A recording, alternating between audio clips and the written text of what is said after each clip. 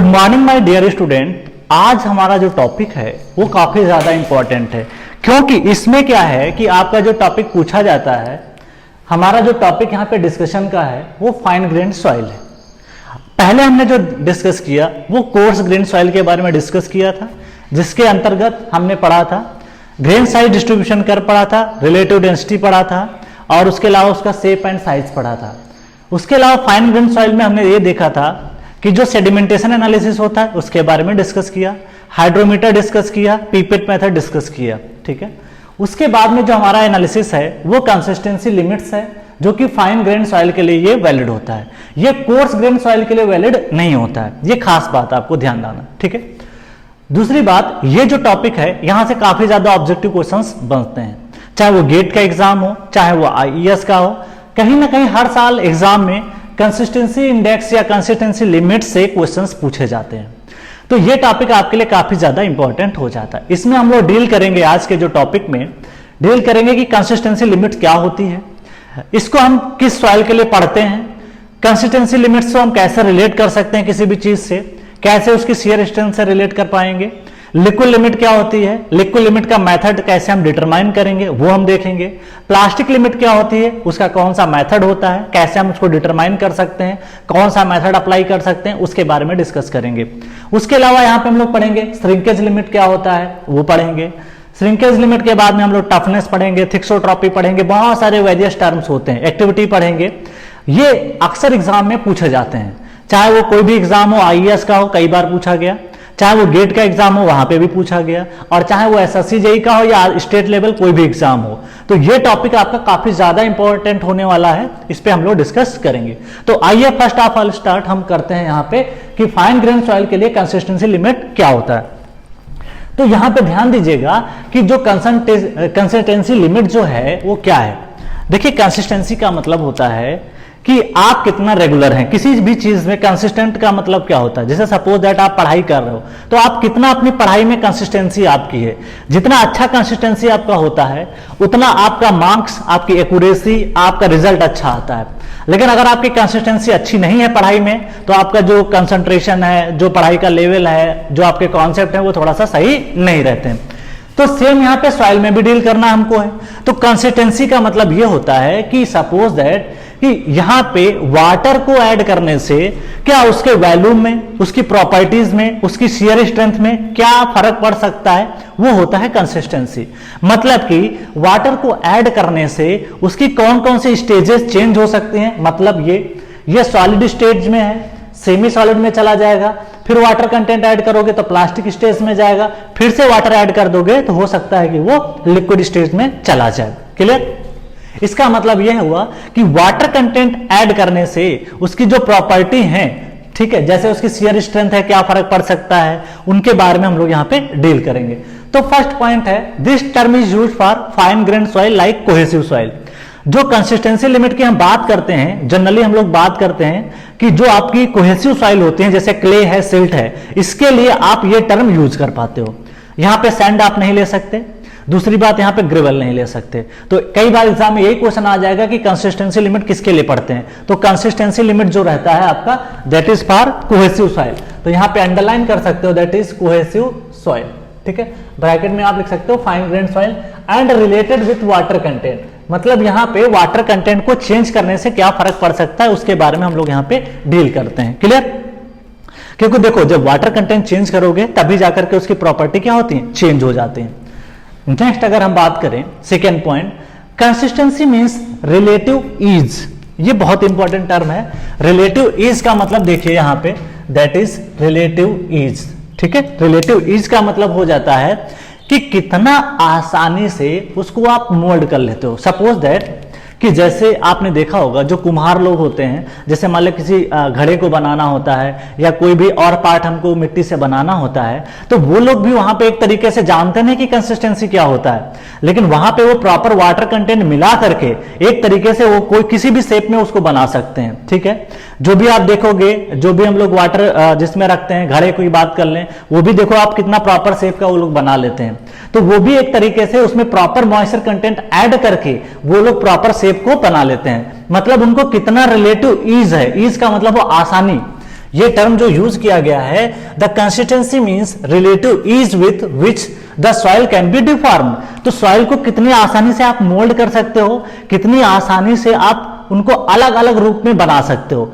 अलग अलग रूप का मतलब है आप घड़ा भी बना लेते हो, उसके अलावा आप अदर भी बर्तन बना लेते हो, छोटे छोटे जो दिया बनाने के लिए आप यूज करते हो वो भी बना लेते हो। तो कंसिस्टेंसी का मतलब है कितने शेप में आप उसको आसानी से बना सकते हो, ये मतलब होता है। ठीक है, उसके बाद में हम बात करते हैं कैन बी डिफॉर्म्ड। ठीक है, relative ease with which the soil can be deformed. Deform का मतलब होता है कि उस पर कोई फोर्स लगाने के बाद में उसकी लेंथ में चेंज हो जाएगा या वो सीयर में चेंज हो जाएगा, मतलब सीयर फेलियर उसका हो सकता है, तो उसको बोलते हैं डिफॉर्मेशन। ठीक है, नेक्स्ट अगर बात करें, it also denote the degree of firmness. देखिए यहां पे एक इंपॉर्टेंट टर्म यूज हुआ है, फर्मनेस।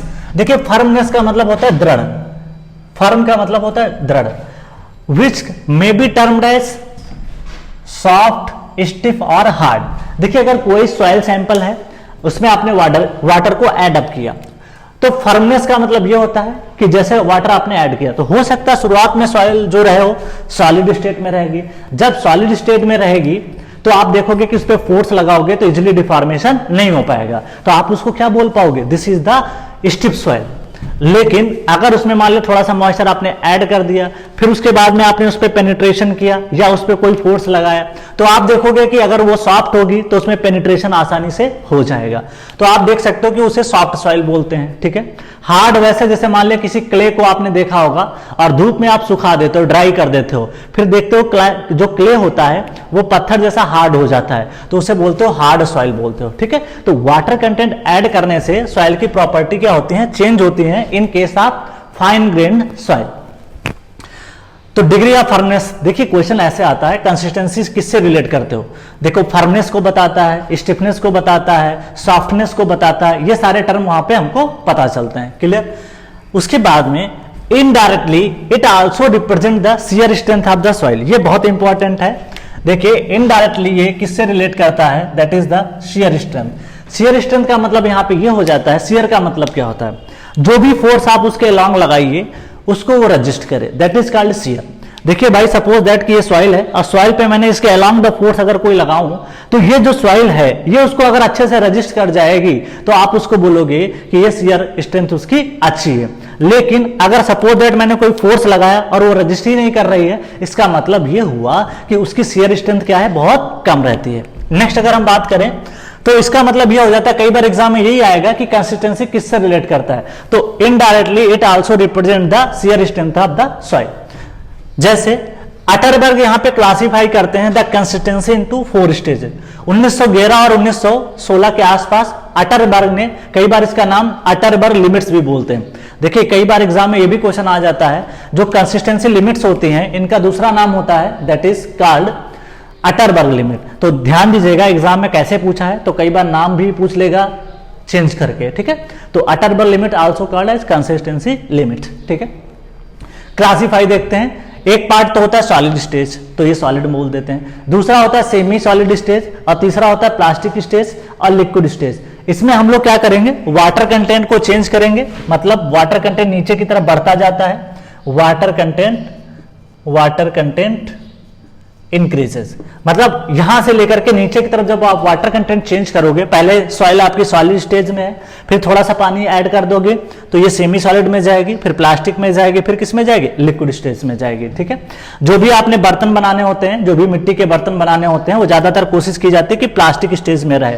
क्योंकि प्लास्टिक स्टेज में जब कोई सॉइल रहती है तो उसको इजिली किसी भी शेप में आप मोल्ड कर सकते हो। ठीक है, अब हम लोग डिस्कस करते हैं, नेक्स्ट हमारा जो डिस्कशन है कि कैसे इसने अटरबर्ग ने, साइंटिस्ट जो थे, इन्होंने कैसे इसको क्लासिफाई किया, उसके बारे में हम लोग यहाँ पे डिस्कस करेंगे। तो देखो एक एक थ्योरी पॉइंट यहाँ पे जो भी मैंने लिखा वो बहुत इंपॉर्टेंट है। ऑब्जेक्टिव कई बार ऐसे भी पूछ सकता है कि कितने पार्ट में इसको डिवाइड किया गया है, वो भी इंपॉर्टेंट हमारा यहाँ पे हो जाता है। ठीक है, तो 4 पार्ट में इसको डिवाइड किया गया है, जिसको हमको यहाँ पे ध्यान देना है। ठीक है, अब हम लोग इसको डायग्राम से समझेंगे, किस तरीके से डायग्राम को यहाँ पे बनाते हैं, जिसके बारे में हम लोग यहाँ पे डील करेंगे। ठीक है, बहुत ज्यादा इंपॉर्टेंट है। तो यहाँ पे हम लोग चेक करते हैं कितने पार्ट में इसको डिवाइड कर सकते हैं, उसके बारे में हम लोग यहाँ पे डील करेंगे। ठीक है, देखिए ये जो पार्ट है प्रीलिम्स मेंस दोनों में इंपॉर्टेंट है, क्योंकि एसएससी जेईई मेंस में भी इस पे क्वेश्चंस पूछे हैं। ठीक है, क्या होता है कंसिस्टेंसी लिमिट, क्या होता है, तो थ्योरेटिकल पार्ट भी हो जाता है। जो स्टूडेंट सेमेस्टर के होंगे उनके लिए भी ये लेक्चर बेनिफिशियल है। ठीक है, तो ध्यान रखना है, इसको आपको प्रॉपर से पढ़ना है। ठीक है, अब हम लोग चलते हैं इसका डायग्राम से। अटरबर्ग लिमिट्स, यहाँ पे हमारा पार्ट जो आता है दैट इज अटरबर्ग लिमिट। ठीक है, अटरबर्ग लिमिट्स। देखिए यहां पे सबसे पहले मैं क्या करूंगा, वाटर का डायग्राम बनाऊंगा, उसके जस्ट नीचे हम लोग डायग्राम बनाएंगे वॉल्यूम वर्सेस वाटर कंटेंट। तो सबसे पहले सपोज दैट कि आपके पास जो डायग्राम है, मान लिया सॉइल शुरुआत में इस स्टेज में है, this is the first diagram. ठीक है, यहां पे मान लेते हैं दिस इज द सॉलिड। ठीक है, दिस इज द सॉलिड। तो यहां पे जो रिप्रेजेंट करोगे दैट इज वीएस। ठीक है, यहां पे वाइड आएगा। ठीक है, और ये एयर रहेगी, यहां पे क्या रहेगी, एयर। तो यहां पे जो टर्म आप यूज कर पाओगे, जिसको जो वॉल्यूम आएगा वो ड्राई सॉइल का आएगा। ठीक है, ड्राई सॉइल। ठीक है, उसके बाद में आपने क्या किया, दिस इज द स्टेज जो है ड्राई सॉइल है। उसके बाद नेक्स्ट अगर डायग्राम की बात करें, सेम डायग्राम रहेगा। ठीक है, उतना ही वॉल्यूम रखोगे आप, और आप देख पाओगे कि यहां पे जो सॉइल दी गई है that is this is the solid. Same solid change नहीं होगा, ये सॉलिड आप रख पाओगे। उसके बाद में सपोज दैट कि आपने कुछ मॉइस्चर यहां पे ऐड अप कर दिया। क्या ऐड कर दिया, मॉइस्चर। ये एयर है, और यहां पे जो पार्ट है आपका दैट इज ये वाटर है, दिस इज द वाटर। ठीक है, तो आप ये देख पाओगे यहां पे this is the volume of water. Clear, यहां पे एयर रहेगा, और ये जो आपका रहेगा this is the volume of white. Clear, अब ये वॉल्यूम ऑफ वाइट हो गया। अब बात कर लेते हैं ये जो वैल्यू है, ये तो सॉलिड चेंज नहीं होना है, तो ये वीएस ही रहेगा। ठीक है, तो यहां पे जो वॉल्यूम रहेगा इसको भी हमने मान लिया, ये ड्राई कंडीशन में नहीं रहेगा, इसको हम एक टर्म मान सकते हैं V1।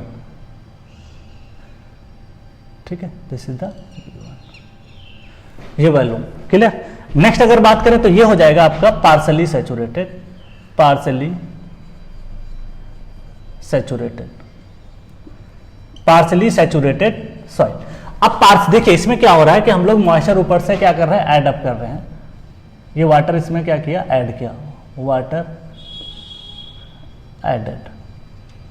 ठीक है, फर्दर हमने क्या किया, वाटर को और ऐड किया अगले पार्ट में, more water added, water added. जब अगले पार्ट में अगर आप और ऐड करोगे तो जो डायग्राम आएगा वो कुछ इस तरीके से आएगा। ठीक है, सारे डायग्राम अगर आप देखोगे लगभग उनकी जो लेंथ रहेगी वो समान रहेगी। ठीक है, चेंज नहीं होगी। तो आप देखोगे कुछ इस तरीके से डायग्राम आपका, ये तो सॉलिड ही रहेगा। ठीक है, दिस इज द सॉलिड। और आप देखोगे अगर आपने इसको मान लेते हैं this is the fully saturated, fully saturated. Fully saturated करोगे तो एस की वैल्यू 1 हो जाएगी। यहां पे पार्सली सैचुरेट था तो जो एस की वैल्यू थी दिस इज द दिस, इस तरीके से लाई करेगी, 0 से तो ज्यादा होगा और 1 से कम। तो आप देखोगे कि यहां पे जो भी हमारी चीजें आएंगी ये वाटर आप फिल कर दोगे। क्या कर दोगे, वाटर। ठीक है, इसका लगभग वैल्यूम आप इतना बनाइए डायग्राम, ये वाटर हो जाएगा। क्लियर, तो आप देख पाओगे this is the solid volume. उसके बाद में अगर आप देखोगे तो ये जो पार्ट रहेगा ये वाटर का हो जाएगा। फर्दर आप वाटर ऐड कर रहे हो, मोर, फर्दर वाटर एडेड, एडेड। अगर फर्दर वाटर ऐड करोगे तो जो डायग्राम है उसके वॉल्यूम में चेंज आ जाएगा। ठीक है,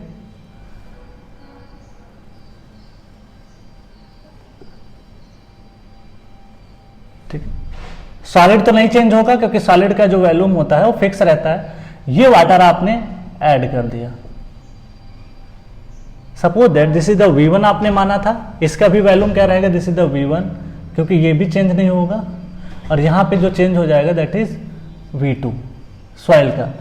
V2 क्यों बोला, क्योंकि यहां पे जो सॉइल का वैल्यूम है वो चेंज हो जाएगा। ठीक है, कैसे, जैसे आप ये देखिए कि यहां पे जो सॉइल है this is super saturated, super saturated soil, इसको हम लोग डिनोट करेंगे S डैश से, स्टार से। ठीक है, इसको बोलते हैं सुपर सैचुरेटेड। अब ये सुपर सैचुरेटेड क्या होता है इसके बारे में थोड़ा सा हम लोग देखते हैं। ठीक है, सुपर सैचुरेटेड का मतलब क्या होता है उसके बारे में हम लोग यहाँ पे डील करते हैं। अब देखिए सुपर सैचुरेटेड का मतलब ये होता है कि जितने, देखिए अभी तक जो सॉइल थी उसके अंदर जो भी वाइट्स थे उतने में आपने वाटर फिल किया, लेकिन देखिए पहले से जो सैंपल हमारा था लगभग अप्रोक्सीमेट इसके बराबर हमारे पास सॉइल में वाइट्स थे, उसमें आपने वाटर फिल किया, लेकिन जब आप फर्दर वाटर को ऐड करोगे तो क्या होगा, जब भी वाटर आप ऐड करोगे तो जितना उसका वाटर ऐड करोगे उतना ही विकल आप वैल्यूम आपको दिखेगा कि सॉइल में चेंज हो जाएगा। मतलब कि जैसे जैसे आप वाटर इसमें ऐड कर दे जाओगे एडिशनल, वो एडिशनल वैल्यूम आपको उतना ही सॉइल सैंपल का वैल्यूम इंक्रीज करते हुए दिखाई पड़ेगा। तो इसका मतलब यह हुआ कि जो भी आपने ये एडिशनल ऐड किया ये आपका क्या करेगा, सॉइल का वैल्यूम को इंक्रीज कर देगा। ठीक है, मतलब आपको सॉइल सपोज पहले इतना दिख रहा था, लेकिन फर्दर जब आप ऐड करोगे तो वैल्यूम इसका क्या हो जाएगा, बढ़ जाएगा। इसे बोलते हैं सुपर सैचुरेटेड सॉइल। अब इस डायग्राम को हम लोग रिप्रेजेंट करते हैं, जो भी डायग्राम हमारा आता है, suppose that this is the diagram. यहां पे डायग्राम का ध्यान दीजिएगा, जो एक्सेस रखनी है आपको, this is the y axis, y axis पे आपको जो रखना है वैल्यूम रखना है, volume, this is capital V, और जो x एक्सेस है this is the x axis. तो x एक्सेस पे अगर आप देखोगे तो आपको क्या रखना है यहां पे, दैट इज वाटर कंटेंट। क्या रखना है, वाटर कंटेंट, बहुत इंपॉर्टेंट है वाटर कंटेंट। अब यहां पे क्या होता है, सबसे पहले सॉइल जो है आपकी, देखिए सबसे पहले ड्राई कंडीशन है जिसको सॉलिड केस भी बोलते हैं। तो यहां पे अगर आप देखोगे तो this is the solid stage. तो इस तरीके से आपका डायग्राम देखोगे तो ये आ जाता है। ठीक है, तो यहां पे अगर आप देखोगे ड्राई भी बोल पाओगे या वैल्यूम ऑफ सॉलिड भी बोल पाओगे। क्लियर। अब उसके बाद में यहां पे क्या होता है, थोड़ा सा कर्वेचर आता है, एग्जैक्ट स्ट्रेट लाइन नहीं रहता है, थोड़ा सा कर्वेचर आता है। तो डायग्राम कुछ अगर आप देखोगे तो यहां से कुछ कर्वेचर आ करके उसके बाद में स्ट्रेट लाइन होता है। स्ट्रेट लाइन क्यों होता है अभी बताऊंगा। जितना आप वाटर ऐड करोगे उतना ही वैल्यूम देखो लिनियरली चेंज होगा। सपोज दैट आपने 2 ml 20 ml वाटर ऐड किया तो 20 ml का ही इंक्रीज होगा किसमें, मतलब कि आपका जो वैल्यूम होगा उसमें इंक्रीज होगा। मतलब वाटर कंटेंट इस एक्सेस पे है, मतलब y बराबर जो लाइन बनेगी वो y बराबर लगभग mx की लाइन बनेगी। मतलब x को इंक्रीज करोगे तो सेम प्रोपोर्शन में क्या होगा, आपका y भी क्या होगा, इंक्रीज होगा। ठीक है, तो आप देखोगे कि ये आपका एक हो जाएगा वाटर कंटेंट। ठीक है, नेक्स्ट अगर हम बात करें, या इसको अब मैं यहां पे थोड़ा सा डायग्राम को और स्मूथ बना रहा हूं ताकि उसी के सामने आपको डायग्राम यहां पे दिखाई पड़े। सेम इसी के नीचे हमने बना दिया डायग्राम को, दिस इज दूसरा स्टेज हो गया। उसके बाद इसके करस्पॉन्डिंग अगर आप देखोगे तो ये स्टेज हो जाएगी, दिस इज द स्टेज। और आगे फर्दर मैं डायग्राम को बढ़ा रहा हूं तो ये वाली स्टेज आपकी ये हो जाएगी। इस तरीके से आपको डायग्राम को देख सकते हो। This is the solid stage, solid stage. क्यों, क्योंकि यहां पे देखो मैंने सैंपल को क्या लिया था, ड्राई लिया था, तो उसके करस्पॉन्डिंग अगर आप देखोगे तो इसका जो वैल्यूम होगा वो फिक्स होगा, कांस्टेंट होगा। मतलब ये 0 यहां पे वाटर कंटेंट है, और जैसे जैसे आप आगे जाओगे दिस इज कॉल्ड WS। ठीक है, water content eight solid stage. जो भी इसमें कुछ ना कुछ मॉइस्चर रहा होगा थोड़ा बहुत, वो बात कर रहे हैं। नेक्स्ट अगर बात करें, दिस इज द प्लास्टिक, और उसके बाद में this is the liquid WS, WP and WL। अब आप देख सकते हो, इसको ना बनाओगे तब भी काम चलेगा। अब देखो इसके करस्पॉन्डिंग आपको क्या करना है, यहां पे डायग्राम से ये पता करना है कि इसके करस्पॉन्डिंग कौन कौन से वैल्यूम होंगे। Suppose that this is the volume, अगर आप देखोगे दिस इज द वैल्यूम। ठीक है, दिस इज WP, इसके करस्पॉन्डिंग वैल्यूम हो जाएगा प्लास्टिक पे, और ये जो पॉइंट है लिक्विड का है, तो इसके करस्पॉन्डिंग अगर आप देखोगे तो this is the W sorry VL रखे हुए हैं, ठीक है, जिसके करस्पॉन्डिंग वाटर कंटेंट यहां पे WL आएगा, तो उसी हिसाब से आप इसको लिख सकते हो VL, मतलब वॉल्यूम एट लिक्विड लिमिट, ठीक है। जिसे यहां पे हम लोग देखेंगे तो वॉल्यूम क्या हो गया, चेंज हो गया, तो उसी हिसाब से ये चीजें चेंज होती हैं। ये सॉलिड है, इसको बोलते हैं सेमी सॉलिड, सेमी सॉलिड। उसके बाद जो अगला पार्ट होता है सेमी सॉलिड के अलावा, this is plastic stage, semi solid stage, plastic stage, उसके बाद में लिक्विड स्टेज, लिक्विड स्टेज, ठीक है। अब देखो स्टेज कैसे पता चलता है, दो वाटर कंटेंट के बीच में जो डिफरेंस होता है वही उसका क्या होता है, स्टेज होता है। कैसे, अब देखो इसके बीच में समझ लेते हैं, इसके बीच में समझ लेते हैं, और या इसके बीच में समझ लेते हैं। देखिए शुरुआत में क्या हुआ कि सबसे पहले अगर हम बात करें, जब वाटर कंटेंट इसके बीच में रहेगा तो सॉलिड, जो सॉइल रहेगी वो सॉलिड स्टेज में रहेगी। लेकिन अगर हम बात करें इस बाउंड्री लाइन की बात करें, यहां पे जो भी लिमिट्स को डिफाइन करना होता है हमेशा दो चीज की बाउंड्री ली जाती है। सबसे पहले ये समझ लेते हैं कंसिस्टेंसी लिमिट क्या होती है। कंसिस्टेंसी लिमिट वो होता है जो border line between two water content, दो वाटर कंटेंट की बीच की जो बाउंड्री लाइन होती है, suppose that this water content कुछ और होगा, यहां पे वाटर कंटेंट कुछ और होगा, तो इन दोनों के बीच की जो बाउंड्री होती है उसे बोलते हैं कंसिस्टेंसी लिमिट। कंसिस्टेंसी का मतलब क्या होता है, धीरे धीरे वाटर ऐड करते जाइए, देखिए इसकी प्रॉपर्टी में क्या चेंज हो रहा है, मतलब ये कब सेमी सॉलिड से कब प्लास्टिक में पहुंच जाता है, that is called consistency limit. जब आपको यहां पे डिस्कस करना होगा तो प्लास्टिक से कब लिक्विड स्टेज में जाते हैं वो भी एक तरीके की क्या है, कंसिस्टेंसी लिमिट है। तो ये डिफाइन करता है, कंसिस्टेंसी लिमिट का मतलब है border line between two water content. ये तो एक जनरल टर्म हो गया। अब हम लोग डिफाइन करेंगे कि लिक्विड लिमिट क्या होती है, प्लास्टिक लिमिट क्या होती है, उसके बारे, और श्रिंकेज लिमिट क्या होता है उसके बारे में हम लोग यहां पे डील करेंगे। अब देखिए ये है वाटर कंटेंट, तो यहां पे कुछ पैरामीटर है जिनको मैं यहां पे लिख देता हूं, ठीक है। दिस इज द WL इसको बोलते हैं, या इसको LL भी बोलते हैं। This is liquid limit, this is called liquid limit, इसको क्या बोलते हैं, लिक्विड लिमिट। नेक्स्ट अगर हम बात करें लिक्विड लिमिट के अलावा यहां पे जो टर्म आता है, इसके करस्पॉन्डिंग जो वॉल्यूम लिखोगे, volume at liquid limit, liquid limit के समय जो भी वॉल्यूम रहता है उसके बारे में हम लोग यहां पे डिस्कस करते हैं। नेक्स्ट अगर बात करें WP, ठीक है, WP की बात कर सकते हैं, तो यहां पे जो आएगा WP ये आ जाएगा वाटर कंटेंट। यहां पे एक बात और लिख सकते थे, water content eight liquid limit, water content eight liquid stage, ठीक है। यहां पे लिखोगे water content eight plastic stage, ठीक है। VP लिखोगे वॉल्यूम एट प्लास्टिक स्टेज, ठीक है, ये इंपॉर्टेंट हो जाता है। WS water content eight shrinkage limit, water content eight shrinkage limit, water content eight shrinkage limit. Next अगर बात करें VD और VS, volume at shrinkage limit, तो ये टर्म आपको पता होना चाहिए।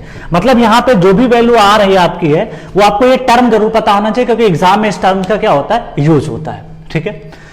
अब देखिए यहां पे हमको क्या क्या समझना है, सॉइल कैसे अपनी स्टेज चेंज कर रही होती है। देखिए जब सॉलिड रहेगा इसकी स्ट्रेंथ कुछ और रहेगी, सेमी सॉलिड रहेगा तो उसकी शियर स्ट्रेंथ कुछ और रहेगी, प्लास्टिक में जाएगा तो स्ट्रेंथ कुछ और रहेगी, और जब लिक्विड स्टेज में जाएगा तो स्ट्रेंथ कुछ और रहेगी। अब हम लोग क्या करेंगे, सबसे पहले ये समझ लिए, लेकिन एक इसकी खास प्रॉपर्टी है जिसके बारे में हम लोग यहां पे डील करते हैं। डॉट डॉट करके मैंने इसको आगे बढ़ाया। अगर आप देखोगे यहां पे एंगल जो सपोज दैट थीटा बनना है, और थीटा को मैं लिख सकता हूं dy/dx, ठीक है। तो यहां पे अगर मैं स्लोप की बात करूं, इंपॉर्टेंट है, that is slope dy by D x. देखो यहां पे dy बाई डी एक्स मतलब होता है tan थीटा, स्लोप होता है। अगर आप tan थीटा की बात करोगे तो परपेंडिकुलर अपान क्या होता है, बेस होता है, ठीक है, लंब बटे आधार होता है। अगर परपेंडिकुलर की मैं बात करूं, या इसमें आप समरूप त्रिभुज या सिमिलर ट्रायंगल की बात कर सकते हो। कैसे? अगर मैं यहां से इस स्टेज के बारे में देखूं, ये हाइट आपकी क्या है, WL है, ये हाइट आप देख सकते हो WS है, या इसको WD बोल सकते, सॉरी VD बोल सकते हो, VL है और ये यहां पे VS है। तो हम क्या करेंगे, सबसे पहले अगर आप देखोगे सिमिलर ट्रायंगल अगर आपको लगाना है तो VL माइनस VD लिख सकते हो डिवाइड बाई VL के करस्पॉन्डिंग अगर आप वाटर कंटेंट देखोगे तो WL आएगा। तो मैं यहां पे लिख सकता हूं WL माइनस इसके करस्पॉन्डिंग अगर देखोगे तो WS, ठीक है, क्योंकि आपका जो ट्रायंगल बन रहा है वो इसके बीच में बन रहा है। अगर आप देखोगे तो ये ट्रायंगल बनना है यहां से लेकर के और यहां तक आप ट्रायंगल में आओगे। अब हम लोग बात कर लेते हैं इसके अलावा और क्या हो सकता है। एक छोटा सा ट्रायंगल अगर आप देखोगे तो ये वाला, एक बड़ा वाला ट्रायंगल ये वाला ट्रायंगल हो जाएगा और एक छोटा सा ट्रायंगल ये बन जाएगा। ये किसके बीच में है, WP और WS के बीच में। तो हम लिख सकते हैं that is VP minus VD divide by WP minus WS। ये भी लिख सकते हो आप आराम से, ठीक है। तो इस तरीके से आप इसको चीजों को तोड़ सकते हो। तो ये एक इक्वेशन रहती है जिसका यूज हम बहुत ज्यादा करने वाले हैं, क्योंकि क्वेश्चन में कई बार क्या होता है कि सपोज दैट के एग्जाम में कैसे क्वेश्चन बनता है, कई बार क्या करते हैं वो एग्जाम में लिक्विड लिमिट के करस्पॉन्डिंग वॉल्यूम दे देगा, ड्राई वॉल्यूम दे देगा, WL दे देगा, WS दे देगा, WP दे देगा, ये भी दे देगा, लेकिन WP नहीं बताएगा। तो आप क्या कर सकते हो, सिमिलर ट्रायंगल की इक्वेशन लगाइए और आंसर आप निकाल सकते हो। तो इस तरीके से हम लोग इसके पैरामीटर्स के बारे में डिफाइन कर सकते हैं। यहां पे एक टर्म पूछा गया था, मैं यहां पे लिख देता हूं सुपर सैचुरेटेड का मतलब, दैट इज सुपर सैचुरेटेड का मतलब है यहां पे S equal to 1 any change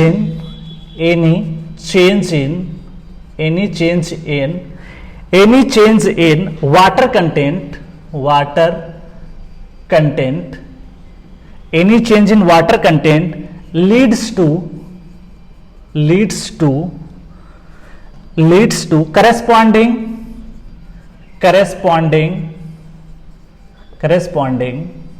change in volume of voids and total volume of soil total volume of soil. आप देख सकते हो कि यहां पे अगर आप बात करोगे सुपर सैचुरेटेड का मतलब है any change in water content leads to corresponding change in volume of voids. आप देख सकते हो जो वॉल्यूम ऑफ वाइट्स था यहां तक पहले था, ठीक है, लेकिन जैसे ही वाटर आपने ऐड किया तो वॉल्यूम ऑफ वाइट भी क्या हो गया, चेंज हो गया। इसके करेस्पॉन्डिंग जब वॉल्यूम ऑफ वाइट चेंज हुआ तो पूरे सॉइल सैंपल का जो टोटल वॉल्यूम था, ये आप देख सकते हो टोटल वॉल्यूम वो भी क्या हो गया, चेंज हो जाता है। तो इस तरीके से आप लिख सकते हो। और यहां पे जो टर्म आया था इसको हम लोग लिख सकते हैं कांस्टेंट। क्या लिख सकते हैं, दैट इज कांस्टेंट। तो ये एक इंपॉर्टेंट चीज हो जाती है जो कि वॉल्यूम के बारे में उसने बात किया था। अब हम लोग चलते हैं यहां पे नेक्स्ट बात करेंगे कि शियर स्ट्रेंथ पे क्या फर्क पड़ता है, जिसके बारे में हम लोग यहां पे डील करेंगे। देखिए ये है क्या है, डायग्राम है आपका, बहुत इंपॉर्टेंट है, इस पे क्वेश्चन बन जाते हैं क्योंकि ये बेसिक फंडा है, क्योंकि इससे रिलेटेड सारे टर्म यूज होने वाले हैं कि प्लास्टिसिटी इंडेक्स क्या होता है, कंसिस्टेंसी क्या होता है।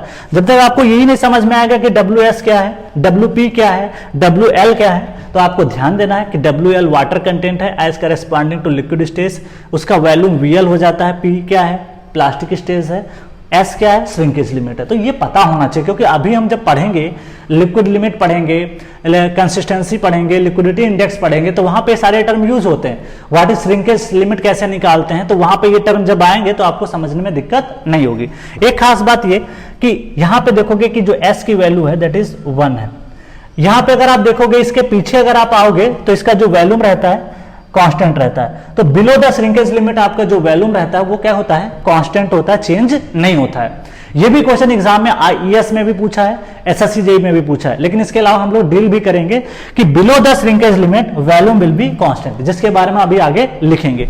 नेक्स्ट हमारा जो टॉपिक है वो ये है कि इसी में हम लोग डील कर लेते हैं। अभी थोड़ा सा ये बात ये कर रहा है कि शियर स्ट्रेंथ के बारे में डिस्कस करते हैं, ठीक है। अभी तक आपने डायग्राम देखा, लेकिन जो अगला टॉपिक हमारा है इसी में हम लोग एडअप करते हैं, दैट इज शियर स्ट्रेंथ। किसके बारे में डील करते हैं? शियर स्ट्रेंथ के बारे में। तो नेक्स्ट हेडिंग आप बनाओगे शियर स्ट्रेंथ। क्या बनाओगे? Shear strength. तो शियर स्ट्रेंथ ग्राफ हम लोग देखते हैं, सबसे पहले इंपॉर्टेंट है, उसके बारे में हम लोग यहाँ पे डील करते हैं, ठीक है। क्योंकि देखिए शियर स्ट्रेंथ भी एग्जाम में क्या है, क्वेश्चन आ सकता है, 4 ग्राफ बना देगा और पूछ लेगा कि ये ग्राफ किस स्टेज का है, तो आप बहुत आसानी से उसको पहचान सकते हो, तो बेटर रहेगा हमारे लिए।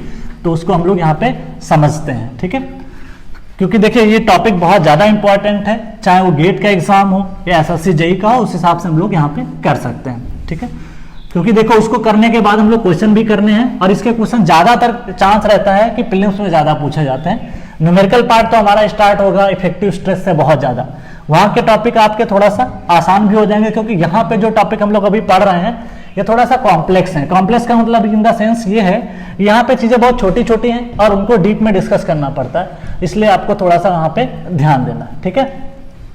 तो अगर हम बात कर लें यहाँ पे सॉइल के बारे में, हमारा जो ग्राफ है उसके बारे में हम लोग यहाँ पे डील करते हैं। Water content, this is the stage. Graph यही रहेगा, आपको जो डायग्राम बनाना है फिर से बनाना है, मैं तो इसी डायग्राम में कंप्लीट कर दूंगा चीजों को। अगर मैं बात करूं स्ट्रेस डायग्राम, स्ट्रेस डायग्राम, देखिए स्ट्रेस डायग्राम की बात करूं, देखिए स्ट्रेस डायग्राम में अगर जो यहां पे मैं डील करता हूं वो शियर स्ट्रेंथ से मतलब होता है। तो जो ग्राफ हम रिप्रेजेंट करेंगे, सपोज दैट यहां पे मैं 4 ग्राफ की बात करूंगा। पहला ग्राफ मैं यहां पे बना रहा हूं, दिस इज दिस, ठीक है। ये है आपका स्ट्रेस सिग्मा और ये क्या है? स्ट्रेन। आप देखोगे कि इसमें जो सॉइल थी वो सॉलिड स्टेज में थी, जो सॉइल सॉलिड स्टेज में रहेगी उसको डिफॉर्म करना उतना ही टफ होगा। तो आप देखोगे कि जो इसका फेल्योर होगा वो आपका कुछ ब्रिटल फेल्योर होगा इस तरीके से। ये ऐसा पॉइंट होगा जहां पे यील्ड स्ट्रेस और अल्टीमेट स्ट्रेस सेम होगी। क्यों? क्योंकि देखिए ये क्या है ना, ब्रिटल अगर कोई मटेरियल रहता है तो ब्रिटल मटेरियल का जो फेल्योर होता है, आपने शो में बहुत अच्छे से पढ़ा होगा कि जो ब्रिटल मटेरियल्स होते हैं उनका फेलियर जो होता है वो एकदम से सडन फेल करते हैं। तो इसका जो अल्टीमेट पॉइंट होगा ये पॉइंट होगा, तो इसकी अल्टीमेट स्ट्रेस जो होगी वो काफी ज्यादा हाई होती है। नेक्स्ट अगर बात करें, कुछ वाटर हमने फिर से ऐड किया, तो आप देखोगे कि जो इसकी स्ट्रेंथ रहेगी थोड़ा सा चेंज होगी। तो इस ग्राफ को मैं यहाँ पे बना सकता हूँ, दिस इज दिस। अगर आप इस ग्राफ को देखोगे तो यहाँ पे चीजें थोड़ा चेंज होंगी। इसकी स्ट्रेंथ थोड़ा ज्यादा थी, लेकिन इसमें आपने पानी ऐड किया तो इसकी स्ट्रेंथ थोड़ा कम हो जाएगी, ये आपका फेल्योर होगा, ठीक है। ये ब्रिटल मैं लिख देता हूं यहां पे, this is the brittle failure, brittle failure. अब मैं बात कर लेता हूं नेक्स्ट। देखिए आपने वाटर जब ऐड करोगे तो क्या होता है, सॉइल की जो शियर स्ट्रेंथ होती है कम हो जाती है। जब शियर स्ट्रेंथ कम हो जाती है तो उससे क्या होगा कि जो इसकी स्ट्रेंथ है, अगर आप देखोगे this is the sigma, this is the strain, तो आप ये ग्राफ देखोगे नीचे जाएगा, उसका जो स्ट्रेस है लेवल जो है आप देखोगे कम हो जाएगा as compare to this graph. Next अगर बात करें इस स्टेज में, तो यहां पे अगर जो ग्राफ आपका बनेगा, this is the graph y axis, this is the x axis, stress strain, clear. यहां पे जो ग्राफ बनेगा, पानी आपने और ऐड कर दिया तो ग्राफ थोड़ा नीचे आ जाएगा, यहां पे फेल करेगा। अब आप देख रहे हो कि इसकी जो हाइट है इसकी कुछ ज्यादा थी, इसकी हाइट थोड़ा और नीचे हो जाएगी, इसकी हाइट थोड़ा सा और नीचे, ठीक है। क्योंकि यहां पे आप क्या कर रहे हो, वाटर ऐड करते जा रहे हो। जब वाटर ऐड करते हैं तो सॉइल की जो शियर स्ट्रेंथ होती है वो क्या हो जाती है, कम हो जाती है। नेक्स्ट अगर बात करें यहां पे, ठीक है, this is the sigma, this is the strength. तो यहां पे अगर आप देखोगे लिक्विड स्टेज में, अब देखो यहां पे लिक्विड स्टेज का मतलब ये होता है कि सॉइल आपको लगेगा कि एज अ फ्लूइड की तरह काम कर रहे, कोई भी शियर स्ट्रेंथ वो नहीं ले पाता है। जैसे आपने बहुत ज्यादा पानी ऐड कर दिया, एकदम मड है आपके पास, कीचड़ जैसे इसको बोलते हो मड, उसमें अगर आप देखोगे कोई फोर्स हम लगाते हैं, जैसे हम पैर भी रखते हैं तो पैर हमारा क्या होता है, मर्ज कर जाता है, सबमर्ज कर जाता है, कोई भी फोर्स हम उस पर लगाते हैं, ठीक है।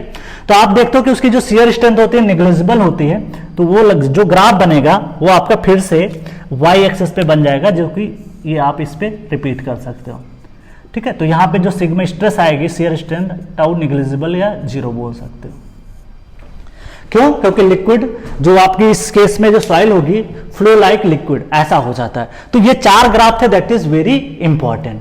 अब हम लोग बात देखिए, इसको ध्यान रखना है। कई बार एग्जाम में मान लिया कि यही डायग्राम बना के दे दिया और आपके सामने 4 ग्राफ बना के देगा और पूछेगा कि ये बताइए इनमें से कौन सा लिक्विड स्टेज का डायग्राम है। तो आपको कम से कम ये तो पता होना चाहिए कि उसकी शियर स्ट्रेंथ नेग्लिजिबल होती है, और जिसकी शियर स्ट्रेंथ नेग्लिजिबल होगा उसका एक्स कोऑर्डिनेट पे ही लाई करेगा, मतलब कि वहां पे सिर्फ स्ट्रेन रहेगा, स्ट्रेस तो कुछ आ ही नहीं सकता। मतलब बहुत ज्यादा डिफॉर्मेशन होगा उस चीज का, बहुत ज्यादा डिफॉर्मेशन होगा, मतलब वो फ्लूइड की तरह काम करता है।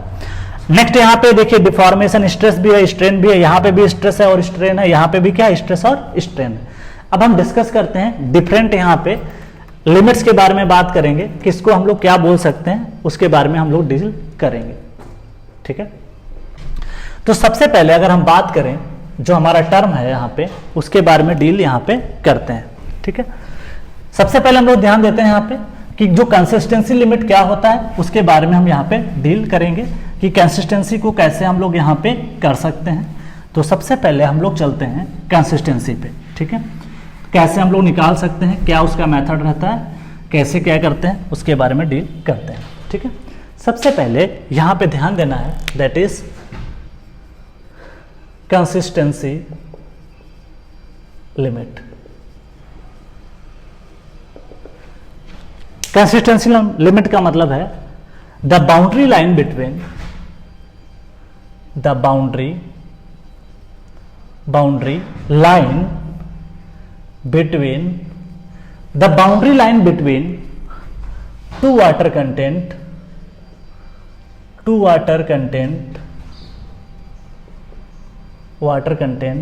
is called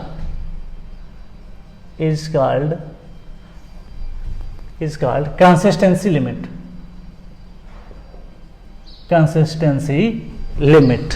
क्या बोलेंगे इसको? कंसिस्टेंसी लिमिट, ठीक है। इसको क्या बोल पाते हैं? Consistency limit. मतलब दो वाटर कंटेंट की जो बाउंड्री लाइन होगी उसको क्या बोल पाएंगे? दैट इज कॉल्ड कंसिस्टेंसी, ठीक है। अब हम लोग डील करते हैं अपना जो टॉपिक है हमारा, दैट इज नेक्स्ट जो है कंसिस्टेंसी के अलावा हमारा जो टॉपिक है दैट इज लिक्विड लिमिट, ठीक है। This is the liquid limit. इसके बारे में हम लोग यहां पे डील करेंगे। लिक्विड लिमिट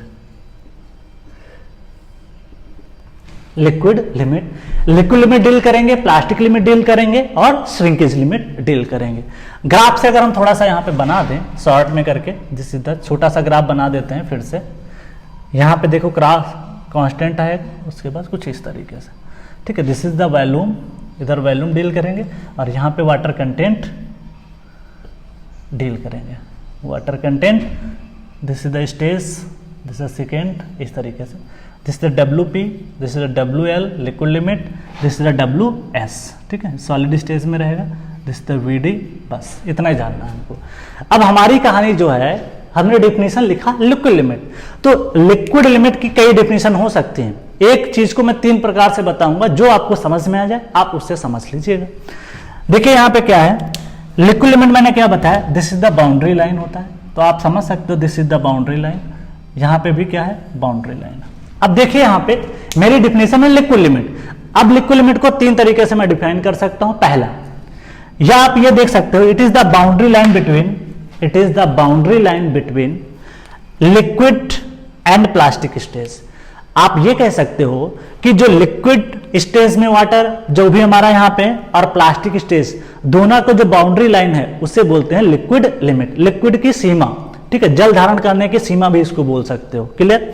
तो ये दिस इज द जो बाउंड्री लाइन अगर आप बोल पाओगे तो this is called liquid limit. तो ये दिस इज द आप बोल सकते हो boundary line between plastic and liquid stage. आप इसको अलग तरीके से भी बोल सकते हो। क्या?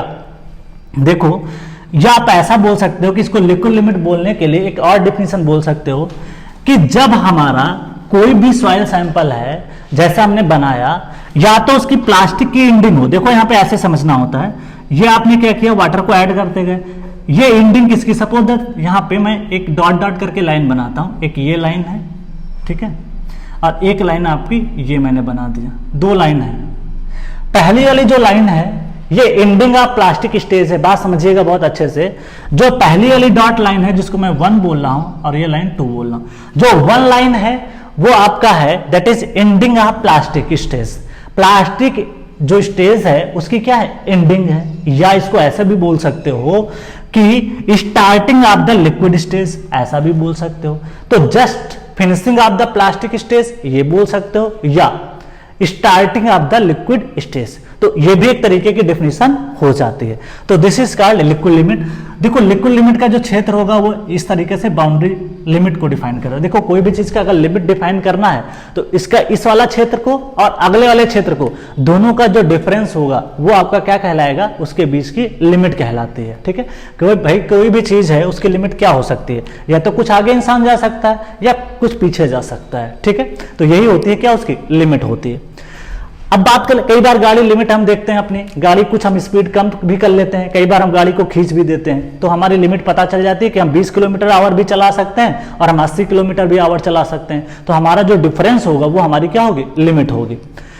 अब बात कर लेते हैं नेक्स्ट, तो ये हो जाएगा the boundary line, this is the boundary line,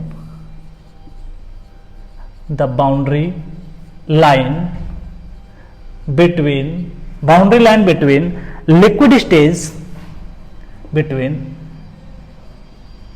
liquid stage, the boundary line between liquid stage and plastic stage water content, plastic stage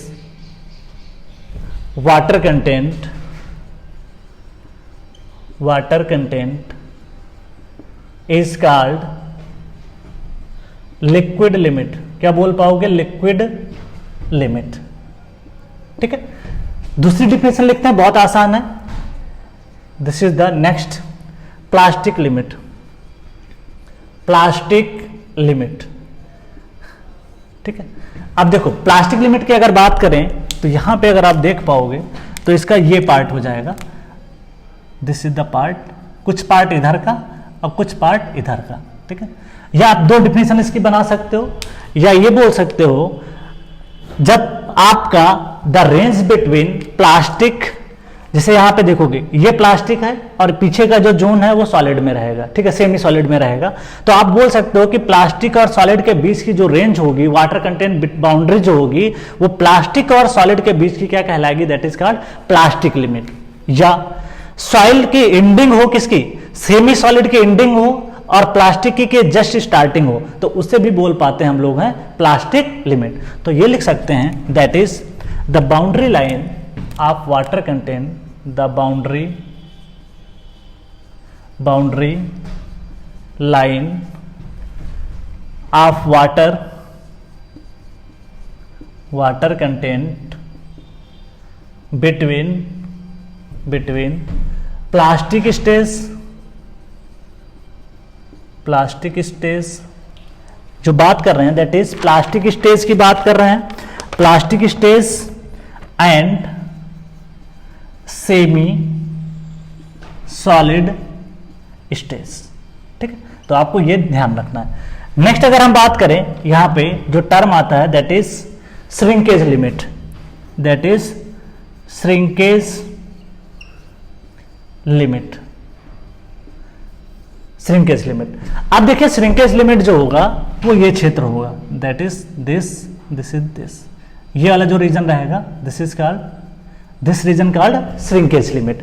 अब ये श्रिंकेज लिमिट क्या है, द बाउंड्री लाइन। देखिए एक डिफिनेशन आप ध्यान रखिए थोड़ा सा कि boundary line between something something, तो आप इस तरीके से लर्न कर सकते हो एग्जाम में अगर आपको लिखना पड़ जाए, the boundary line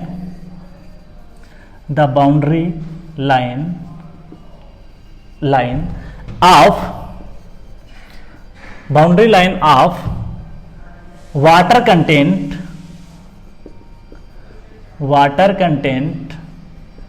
between boundary line of water content between semi solid and solid stage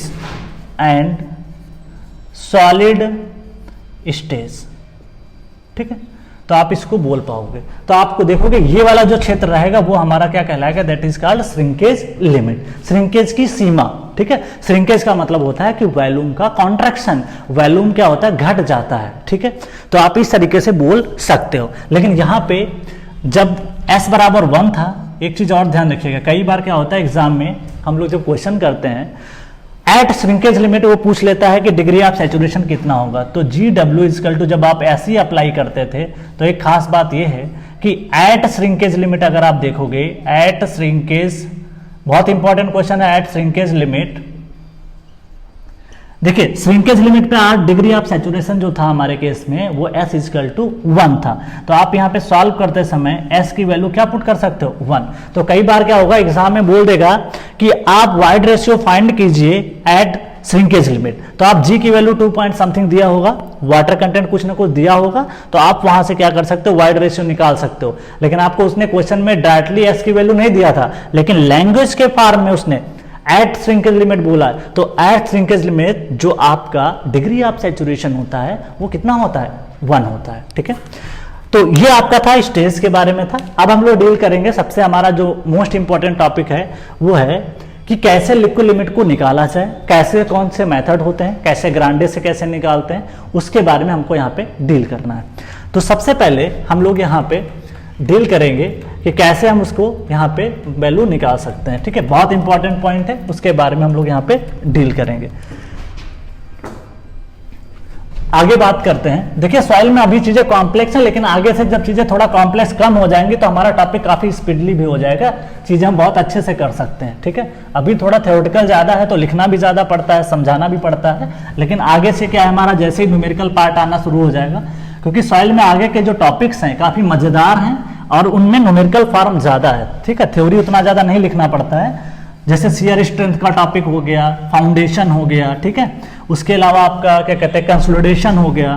तो वहां पे क्या होता है कि जो हम टॉपिक पढ़ते हैं वो टॉपिक में न्यूमेरिकल बहुत अच्छे हैं, डेरिवेशन टाइप की भी चीजें हैं, जैसे परमेबिलिटी है। ठीक है, परमेबिलिटी में भी बहुत सारे डेरिवेशन है, कांस्टेंट हेड है, वेरिएबल हेड है, उसके बाद वहां पे परमेबिलिटी निकालने के मेथड्स भी होते हैं, जैसे वेल मेथड होता है, ट्यूबवेल मेथड होता है। तो वहां पे क्या होता है हम लोग निकाल लेते हैं बहुत आसानी से चीजों को। क्लियर?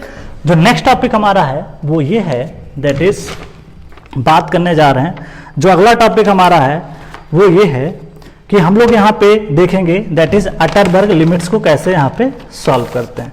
तो ये चलते हैं, सबसे पहले हम लोग स्टार्ट करते हैं लिक्विड लिमिट से। कहां से? लिक्विड लिमिट से।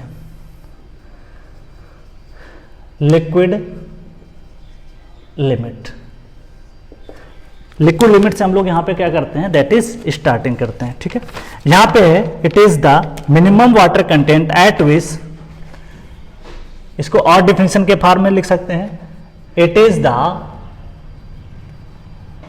Minimum water content, it is the minimum water content at which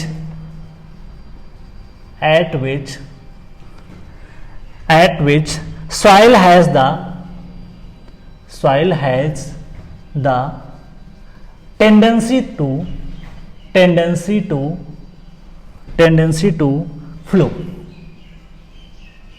मतलब कि ऐसी उसकी बात, कम से कम उतना वाटर कंटेंट जिस पे सॉइल ऐसा लगे कि वो पानी की तरह क्या हो रहा है, फ्लो कर रहा है, लिक्विड की तरह क्या कर रहा है, फ्लो। तो ऐसी चीज को हम बोल पाते हैं लिक्विड लिमिट। ठीक है, जो हम अभी बात कर रहे थे दैट इज, जब ग्राफ हमने बनाया था, यहाँ पे ध्यान दीजिएगा, दिस इज द ग्राफ। अगर हमने जब ग्राफ डील किया था तो जस्ट कितना वाटर कंटेंट मिनिमम ऐड कर दें, ताकि जस्ट यहाँ पे दैट इज, ये जो आपका वैल्यू लिखी गई थी, दिस इज द एल, कितना मिनिमम वाटर कंटेंट यहां पे ऐड कर दें जिससे कि सॉइल एक तरीके से लिक्विड की तरह फ्लो करना स्टार्ट कर दे, तो इसे बोलते हैं that is liquid limit. Next अगर बात करें दूसरा point, all soils at liquid limit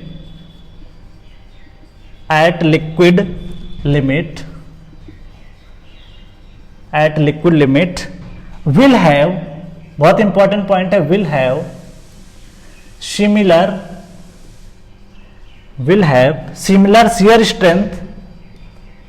shear strength, shear strength approximately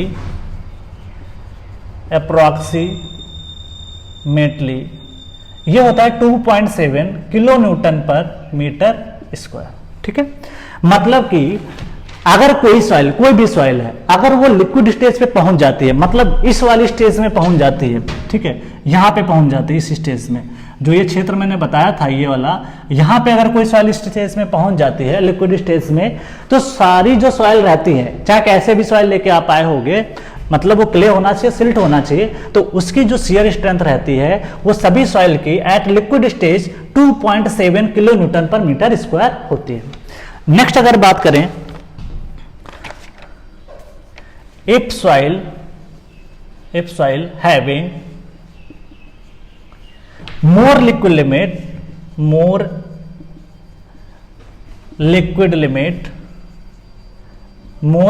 limit, अगर किसी भी सॉइल का मोर लिक्विड लिमिट होगा देन ठीक है, then it has high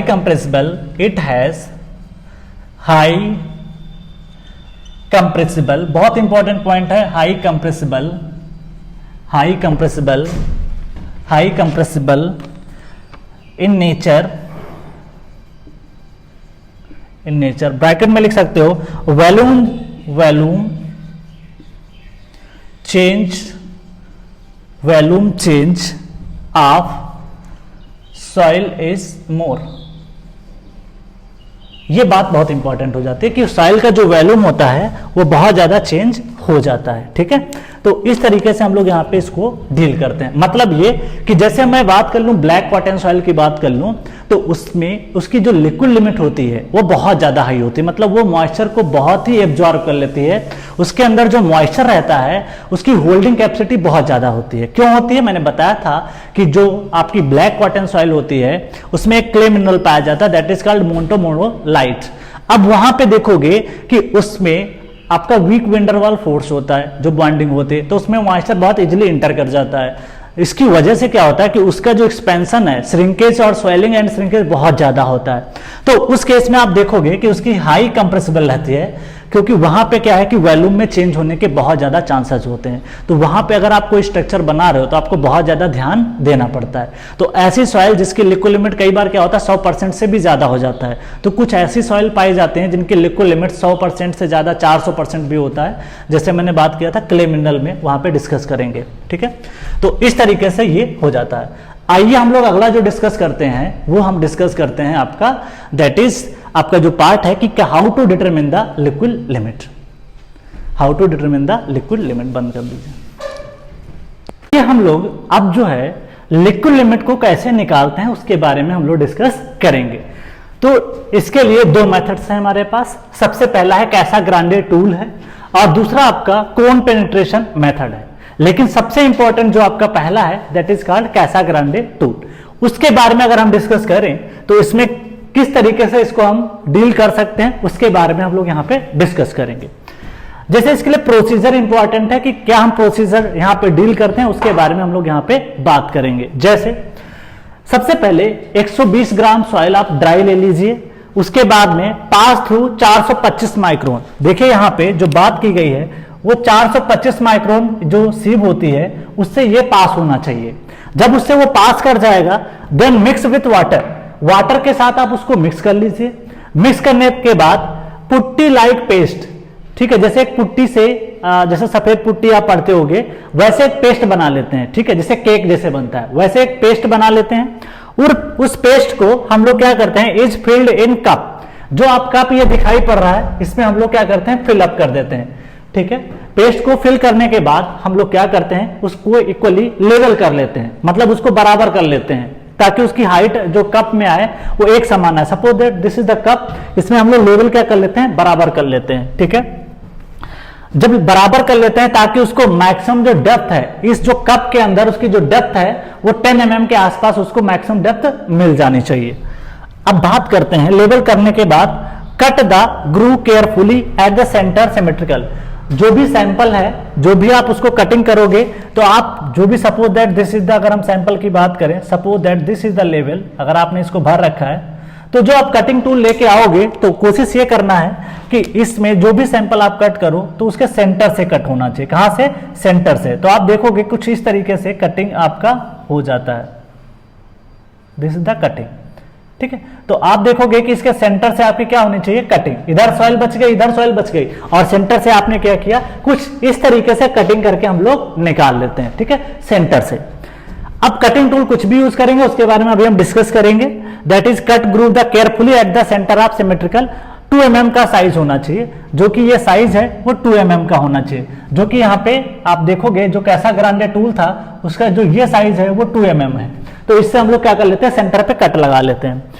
then handle is rotated the rate of 2 revolution per second. जो यहाँ पे हैंडल है इसका ये है कि अगर आप 2 रिवोल्यूशन मतलब हो जाने चाहिए 1 सेकेंड के अंदर, ठीक है। तो इस तरीके से हम लोग यहाँ पे करना पड़ता है, इस तरीके से रोटेट करना होता है। इसमें कुछ असेंबली इस तरीके से बनी होती है। अभी हम इक्विपमेंट के बारे में बात करेंगे, पहले हम डिस्कस कर लेते हैं अपने प्रोसीजर के बारे में। Handle is rotated the rate 2 revolution per second. After 25 number of blows the gap is field.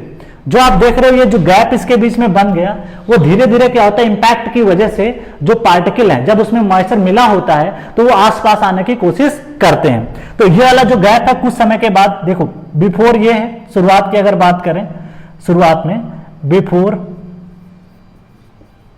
और दूसरी बात है अगर मैं बात कर लूं आफ्टर 25 नंबर ऑफ ब्लोज, तो आप देखोगे कि इसका जो ब्लोज है अगर आप इसका कप साइज देखोगे तो कुछ इस तरीके से फिलअप हो जाएगा, ठीक है। ये आप देखोगे कि इसके बीच का जो गैप है वो फिल हो जाएगा। तो आप ये जो भी ओवरलैपिंग इसके बीच में हो जाएगी आफ्टर द 25 भी हो सकता है, कुछ भी हो सकता है, डिपेंड करता है कि सॉइल आपकी कैसी आपने ले रखी है।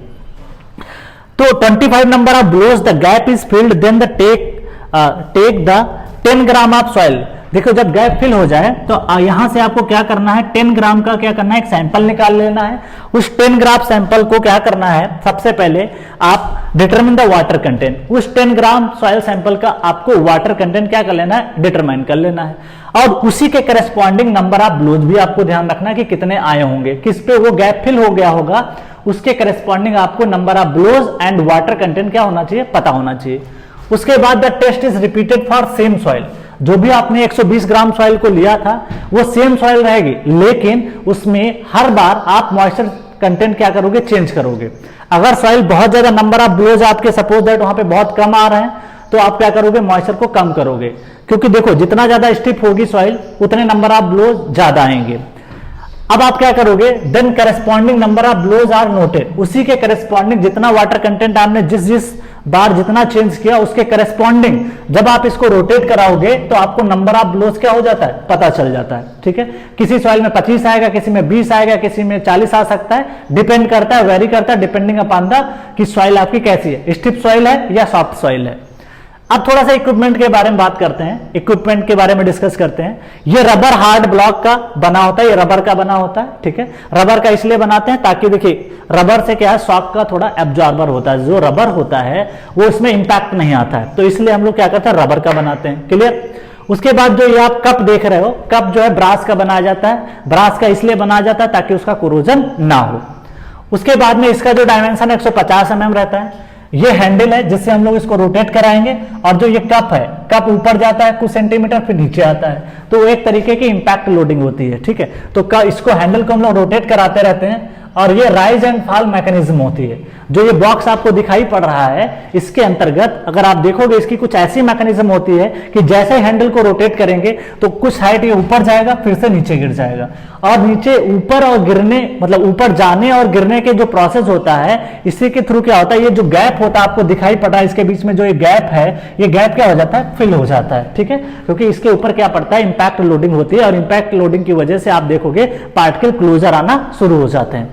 कुछ देर के बाद जो गैप होता है वो इस तरीके से फिलअप हो जाता है, ठीक है। अब ये बात कर लेते हैं थोड़ा सा यहाँ पे कि हम लोग यहाँ पे ध्यान देना है कि कौन से कटिंग टूल का यूज करते हैं। 2 प्रकार के होते हैं कटिंग टूल्स, 2 टाइप। एक तो होता है कैसा ग्रांडे टूल होता है, और दूसरा होता है आपका ASTM टूल, अमेरिकन स्टैंडर्ड करके कटिंग टूल होता है, टूल मशीन होता है।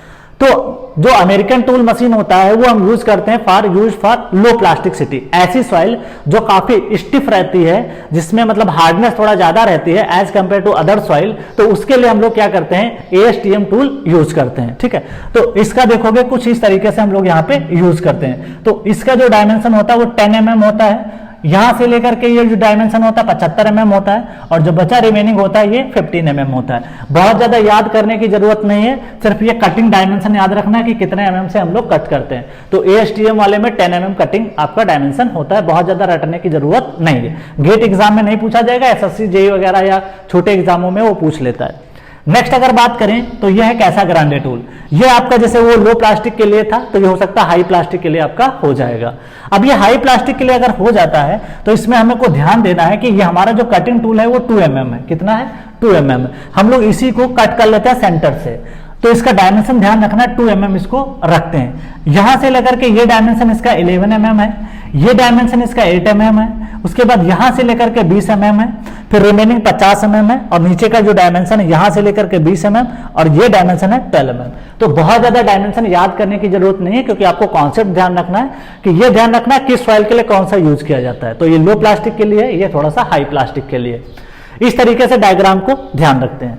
अब हमको क्या करना है, जो भी डेटा हमको मिल गया, इस डेटा के थ्रू हमको निकालना होगा कि कैसे वैल्यूज हम पता कर सकते हैं। सॉइल आपकी सेम रहेगी, उसके थ्रू हम लोग वाटर कंटेंट चेंज करते जाएंगे, उसके करस्पॉन्डिंग नंबर ऑफ ब्लोज पता चल जाते हैं। तो हम लोग डील करते हैं, नेक्स्ट जो बात है वो हम लोग डील करेंगे कि कैसे फ्लो कर्व ड्रा करते हैं, जिसके बारे में हम लोग यहाँ पे डील करते हैं। ठीक है, तो नेक्स्ट जो बात हमारी है वो हम डील करते हैं यहाँ पे फ्लो कर्व से। ठीक है, फ्लो कर्व क्या होता है उसके बारे में डील करते हैं, जो कि इंपॉर्टेंट है, थोड़ा सा उसके बारे में पता कर लेते हैं। ठीक है, और कैसे नंबर ऑफ ब्लोज यहाँ पे कैसा रिलेशन होता है, दैट इज वेरी इंपॉर्टेंट, तो उसके बारे में हम लोग यहाँ पे डील करते हैं। ठीक है, that is important.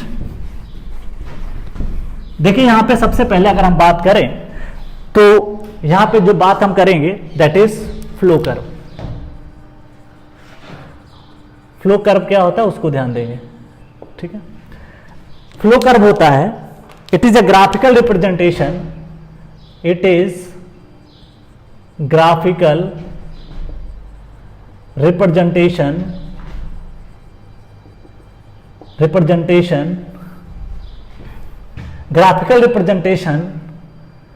when water content on y-axis and number of blows on the x-axis bracket में log स्केल, इसमें रखना है log स्केल। क्लियर? मतलब हमको क्या करना है, लॉग स्केल पे यहाँ पे चीजों को डील करना है। तो देखिए सबसे पहले अगर हम बात करें यहाँ पे, ये आपको डिफरेंट वाटर कंटेंट पे क्या करना है, टेस्ट को रिपीट करना पड़ता है, ये बात तो आपको पता है। तो सबसे पहले हमको ध्यान देना है, this is the y axis, this is the x axis. ठीक है, यहाँ पे चीजें जो हैं आपको ध्यान देना है। सपोज दैट कि एक सॉइल आपने लिया था, suppose that W1 water content है, उसके corresponding N1 number of blows है, और W2 था, उसके corresponding N2 number of blows है। अब ये जो है यहाँ पे नंबर ऑफ ब्लोज का मतलब होता है आघात, नंबर ऑफ ब्लोज जो कि लॉग स्केल पे रहेगा, लॉग स्केल, और ये सिंपल रहेगा, दैट इज वाटर कंटेंट। अब देखिए यहां पे क्या होता है, सबसे पहले सपोज दैट कि आपने वाटर कंटेंट आपने माना था दैट इज W1, उसके करस्पॉन्डिंग हो सकता है कि नंबर ऑफ ब्लोज आपका कुछ निकल के आ गया हो। क्लियर? तो आप इस तरीके से इसको चीजों को देख सकते हो। ठीक है, फिर आपने क्या किया, ये पॉइंट आपको मिल गया log N1। ठीक है, फिर वो आपने क्या किया, मॉइस्चर कंटेंट को इस तरीके से आप क्या करोगे, दैट इज मॉइस्चर कंटेंट ज्यादा कर दिया W2। ठीक है, जब मॉइस्चर कंटेंट आप ज्यादा करोगे, यहाँ पे N1 ना लिखो, सबसे पहले देखो यहाँ पे कैसे चेंज होता है, क्योंकि देखिए इस पे रिलेशन ये है कि जितना ज्यादा मॉइस्चर आप ऐड करोगे, नंबर ऑफ ब्लोज वहां पे आपके कम हो जाते हैं। कैसे कम होते हैं उसके बारे में हम अभी बताते हैं। तो सबसे पहले सपोज दैट कि जब आप देखोगे यहां पे मान लेते हैं कुछ देर के लिए, suppose that W2 moisture content है, एक W1 है। W1 मॉइस्चर कंटेंट जब कम होगा तब आप देखोगे जो नंबर ऑफ ब्लोज होंगे थोड़ा सा ज्यादा आएंगे। तो ये मान लेते हैं log N1, ठीक है। उसके बाद अगर हम बात करें सपोज दैट कि अगर आपने मॉइस्चर ज्यादा वहां पे ऐड कर दी, y एक्सेस पे मॉइस्चर है तो आप उसको बढ़ा सकते हो। तो सपोज दैट कि आपकी जो value I, suppose that log N2 आया, कितना आया log N2। तो आप इसको दोनों को ज्वाइन कर दीजिए फ्री हैंड से। तो इस तरीके से आपका ग्राफ एक लीनियर लाइन आपका ग्राफ आ जाएगा, दैट इज लीनियर लाइन, ठीक है। ये लाइन स्ट्रेट लाइन रहेगी जिसका थीटा सेम रहेगा, क्लियर। थोड़ा सा जो ग्राफ है ये स्ट्रेट आप बनाइए ताकि आपको चीज़ों समझने में दिक्कत ना हो। तो कुछ इस तरीके से ग्राफ को आप बना सकते हो। तो ये एक स्ट्रेट लाइन आपका ग्राफ आ जाता है। तो आप ये देखिए यहां पे इस लाइन का अगर मुझे स्लोप चाहिए, slope of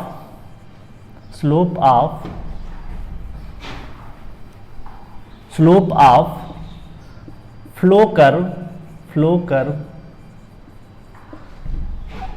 is also called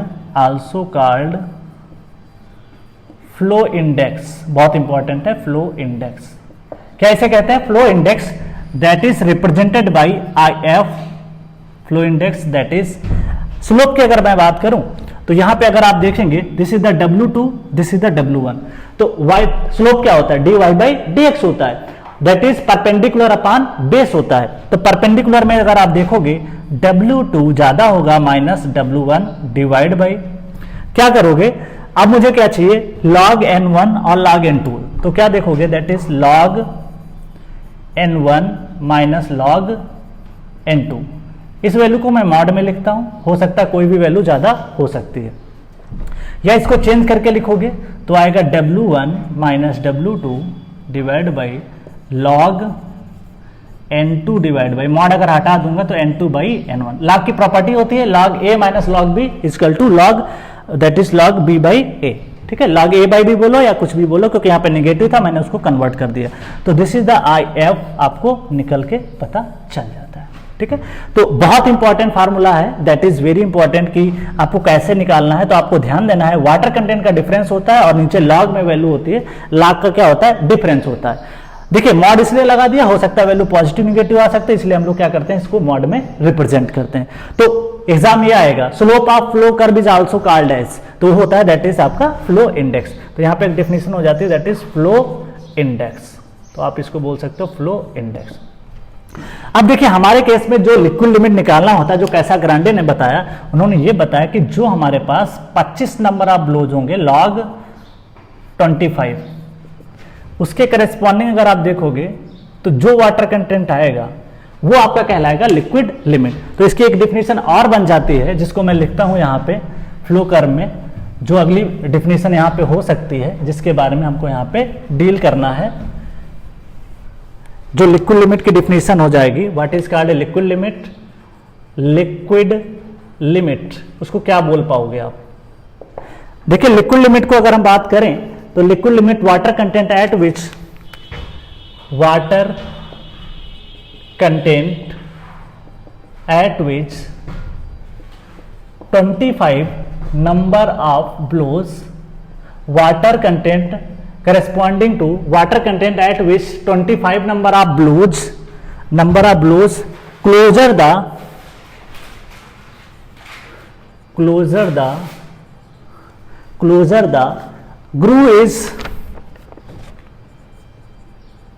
groove is called liquid limit. मतलब ये कहना चाहता है कि 25 नंबर ऑफ ब्लोज देने के बाद में ये कितना क्लोज आ जाता है, उसके करेस्पॉन्डिंग जो वाटर कंटेंट होता है उसे बोलते हैं लिक्विड लिमिट बोलते हैं। तो याद रखिएगा एग्जाम में ये बड़ा इंपॉर्टेंट है कि कितने नंबर ऑफ ब्लोज होते हैं। तो 25 यहां पे कैसा ग्रांडे ने स्टैंडर्ड वैल्यू उसने माना है। अब देखिए होता क्या है, देखिए नंबर ऑफ ब्लोज कम कब होंगे, ज्यादा कब होंगे, उसके बारे में हमको यहाँ पे डील करना है। देखिए सॉइल जितना हार्ड होगी उसको इंपैक्ट लोडिंग लगाने के लिए आप देखोगे उसके पार्टिकल जो है बहुत आपस में इंटरमॉलिक्यूलर फोर्सेस की वजह से क्या होता है, आपस में चिपके रहते हैं। वो सॉइल होगा जब आप देखोगे जब वो हार्ड होगी या स्टिफ होगी। लेकिन अगर उसमें पानी मिला दोगे तो वो चीजें क्या हो जाती हैं, पानी में फ्लो करना शुरू हो जाती हैं। तो आप देखोगे कि जब हम इसको चलाएंगे, स्टिफ सॉइल होगी तो ये गैप बहुत देर में फिल होगा। इसका मतलब यह हुआ कि स्टिफ सॉइल के लिए नंबर ऑफ ब्लोज की जरूरत ज्यादा पड़ेगी। अगर वही सॉइल आपकी लिक्विड स्टेज में होगी जिसमें पानी ज्यादा मिला होगा, उस पर आप कम ही, जब आप इसको रोटेट करोगे तब भी बहुत आसानी से ये गैप क्या हो जाएगा, फिल हो जाएगा। तो इससे एक बात ये पता चल जाती है कि मुझे अगर नंबर ऑफ ब्लोज दो ग्राफ में बनाता हूं जिसको आप एग्जाम में पहचान सकते हो, जिसके बारे में हमको यहाँ पे थोड़ा सा डील करना है, ठीक है, वो क्या है उसके बारे में थोड़ा सा हम लोग पता करते हैं, ठीक है। छोटी छोटी बातें हैं लेकिन इंपॉर्टेंट हैं जिनको हमको ध्यान देना चाहिए, ठीक है। नेक्स्ट अगर हम बात करें यहाँ पे, सपोज दैट कि मान लिया कि एक सॉइल आपकी, एक खास बात यहां से और पता चलती है, जैसे इसने अगला पॉइंट डिस्कस किया है, सपोज दैट कि आपने यहां पे दो ग्राफ बना दिए, यही कर्व मैं ले लेता हूं और इसी कर्व पे मैं बात को समझा देता हूं, ठीक है। जैसे सपोज दैट कि दो कर्व मैं बना रहा हूं, ठीक है। सपोज दैट कि दिस इज द एक कर्व है, इस तरीके से एक कर्व है और एक कर्व कुछ इस तरीके से। तो इसको मैं नाम दे देता हूं सॉइल 1 है, सॉइल 1 है और दिस इज द सॉइल 2 है, ठीक है, क्लियर। अब सॉइल 1 है, एक सॉइल 2 है। अगर मैं बात करूं यहां पे, तो अगर आप इस चीज में देखोगे, this is the water content, this is the number of blows. अब मैं स्लोप की बात करूं, दिस इज द थीटा, और यहां पे अगर देखोगे this is the theta. Slope of the curve क्या होता था, slope of the curve also called, slope of the curve is called flow index. क्या बोलते हैं इसको, flow index, that is I F. I F की अगर मैं बात करूं, W1 minus W2 divide by log N2 divide by N1। अब आप ये देखिए कि जितना मॉइस्चर कंटेंट ज्यादा होगा, जितना मॉइस्चर कंटेंट ज्यादा होगा, आई एफ की वैल्यू क्या होगी, ज्यादा होगी। इसका मतलब यह हो गया किसी भी सॉइल में मॉइस्चर ज्यादा, उसकी शियर स्ट्रेंथ क्या होती है, कम। अब देखो कैसे रिलेट करते हैं, तो shear strength inversely proportional to flow index. मतलब जिस भी सॉइल का, बहुत इंपॉर्टेंट है, जिस भी सॉइल का फ्लो इंडेक्स ज्यादा होगा, इसका मतलब फ्लो इंडेक्स ज्यादा का मतलब यह हो जाता है कि उसमें मॉइस्चर कंटेंट क्या है, ज्यादा है, उसमें आपकी पानी की तरह वो चीजें फ्लो कर रही हैं। तो इसका मतलब उस सॉइल की शियर स्ट्रेंथ क्या हो जाएगी, कम। तो ये क्वेश्चन हो जाता है, दो ग्राफ दिए गए हैं तो आप पहचान के बता सकते हो कि किसकी शियर स्ट्रेंथ क्या होगी, ज्यादा होगी। तो सॉइल में अगर आप देखोगे तो यहां पे मैं एक नोट पॉइंट करके लिखता हूं, strength of soil 2, shear strength, या ऐसे लिख सकते हो आप इसको, दैट इज, इसको एक और लैंग्वेज में लिख सकते हो, that is shear strength of soil 1 is greater than shear strength of soil 2। Sorry, shear strength आप यहां पे देखोगे, that is shear strength of soil 2। देखिए इसके हिसाब से डिसाइड करते हैं, इसके स्लोप से, clear. Shear strength of soil, क्योंकि इसका देखो, इसका स्लोप ज्यादा आएगा और इसका स्लोप क्या हो जाएगा, कम हो जाएगा। तो शियर स्ट्रेंथ ऑफ, जिसका स्लोप अगर आप देखोगे ज्यादा होगा, वो सॉइल का जो है शियर स्ट्रेंथ क्या हो जाएगा, कम, क्योंकि जो स्लोप है वो फ्लो इंडेक्स बताता है। जब ये वैल्यू ज्यादा होगी तो ये वैल्यू क्या हो जाएगी, कम। तो shear strength of soil 2 is greater than shear strength of soil 1, shear strength of soil 1। तो इस तरीके से ग्राफिकल पूछ सकता है, क्लियर। अब लास्ट बात हम कर लेते हैं, सपोज दैट, कई बार क्या होता है कि एग्जाम में इसने एक बात और पूछ रखी है। अगर मैं बात कर लूं लास्ट, सपोज दैट इसी ग्राफ में मैं बात करूंगा, चीजें चेंज कर दूंगा, वाटर कंटेंट आपका रहेगा वाई एक्सिस पे और जो एक्स एक्सिस है वहां पे आपका सेम रहेगा, ठीक है। थोड़ा सा इंपॉर्टेंट है जिसको हम लोग यहाँ पे ध्यान रखेंगे, क्लियर। देखिए मान लेते हैं कि सबसे पहले जैसे सपोज दैट कि जो नंबर ऑफ ब्लोज की मैं बात कर रहा हूं, सपोज दैट ये बात कर रहा हूं नंबर ऑफ ब्लोज की। सपोज दैट इसने ग्राफ में, सपोज दैट दो चीजें आपकी दे रखी है, सपोज एक ग्राफ इस तरीके से आया है और हो सकता है कि एक ग्राफ कुछ इस तरीके से हो, ठीक है। तो अगर आप देखोगे सपोज दैट कि इसके करस्पॉन्डिंग वाटर कंटेंट मैंने क्या ले लिया, सेम पार्टिकुलर वाटर कंटेंट मान लिया कि एक वाटर कंटेंट है W, ठीक है, ये वाटर कंटेंट है, ये है N मेटल के लिए है।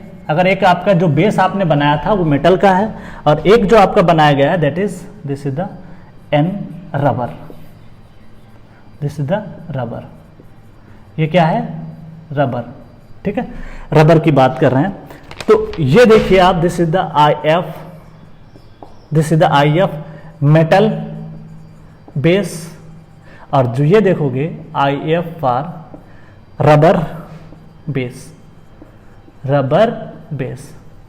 ठीक है, अब आप ये बताइए कि देखिए एक तो मेटल है, बात समझिएगा बहुत इंपॉर्टेंट है यहाँ पे, एक रबर का बेस है और एक आपका रहेगा मेटल का रहेगा।